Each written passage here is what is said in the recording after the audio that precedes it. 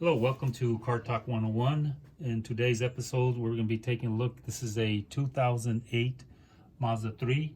We've been having issues with a throttle body, and basically it's hard startup, especially on cold mornings. There is no trouble codes. We've already cleaned out the throttle body a couple times, and it seems to help out for a moment. So we decided to go ahead and replace it.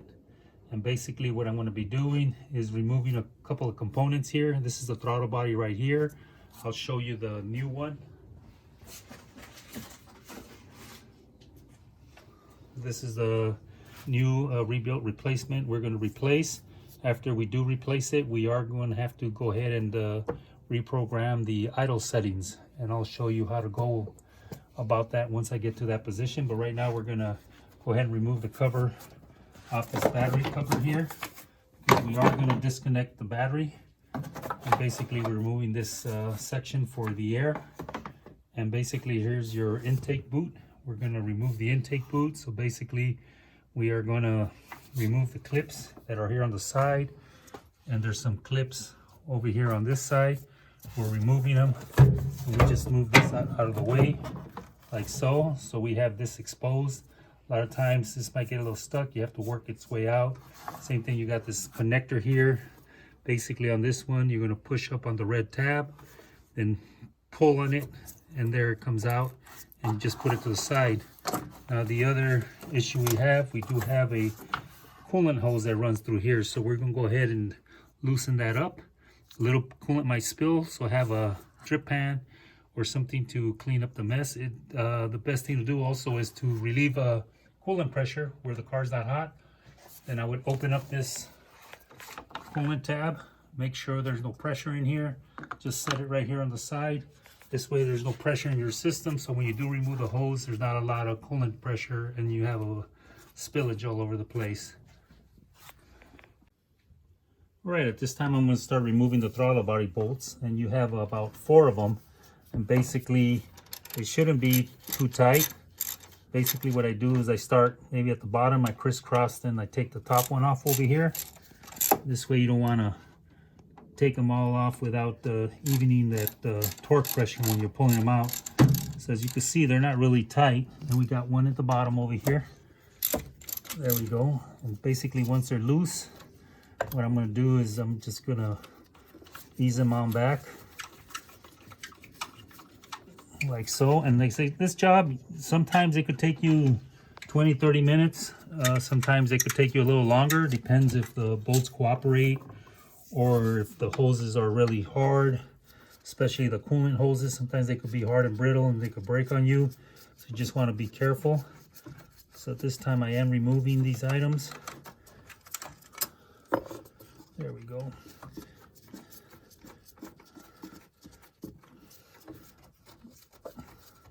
And all that does is 4 of them hold this together here with that electrical connector. You can see I got one more, and I'm going to show you that there's also a bottom coolant hose. I showed you the one on top that I had loosened up already, which is this one right here.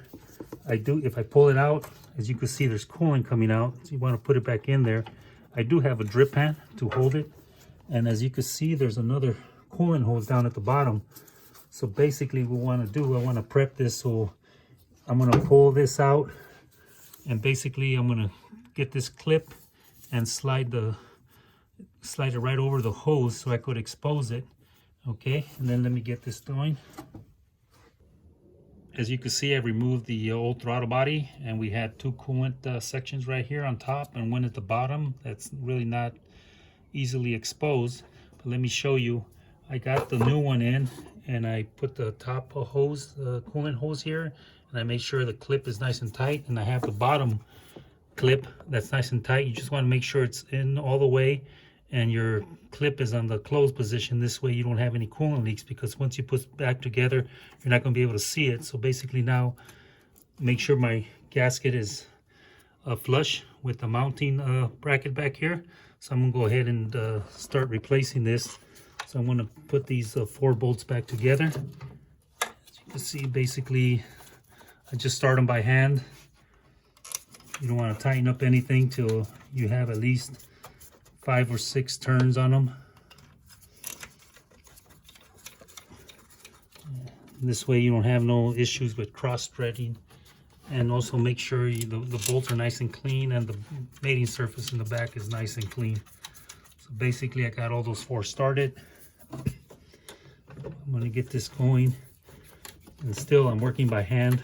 Something like this, you don't want to use any battery operated or air tools because they are kind of sensitive. They don't have to be that tight. So you just want to make sure they're flush. Then I work on this corner here. Make sure it's flush right there, and then I work on this third one over here. It's nice and flush, and then working on the last one. So now you have all these are nice and flush. Now we're gonna go ahead and space them and tighten them up a little bit. And usually right here, just want to tighten up a little bit here where you feel like it touches. And then this other corner here. And we go here, and then basically I just barely tap it where it's not too tight. So I think we're looking somewhere about maybe 12-15 Newton meters. If you have a torque wrench, it'll work out. But basically you could feel when it's already flush. You don't have to go anymore because it is a plastic intake, so it doesn't require much torque there. So basically that should be enough right there. So now we're nice and tight, and basically I'm going to put these other items back together. And I do have the battery disconnected at this time. I'm going to go ahead and connect it back up and replace the air filter housing and the air duct. Then I'm going to go ahead and try to do the idle relearn, and I'll show you that in a moment here once I get everything together. So now we have the throttle body back in place. I make sure all the connections are on tight. There's no coolant leaks. I tightened up the battery. I make sure the air filter housing is replaced properly. Also back here, I make sure the coolant level is to proper level. I tighten up the cap. So now, according to specification on this vehicle, to reset the idle, basically I would turn the ignition key on with the car off for 1 minute. After that minute, I would turn the key off and wait another minute. Once that minute goes by, I turn the car on for 5 minutes. Now during those 5 minutes, the idle is going to be a little unstable, and eventually it would stabilize and go back to a proper RPM. On this car is about 700 RPMs.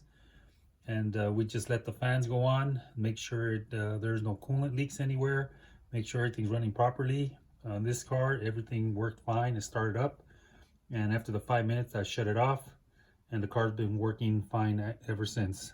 Thank you.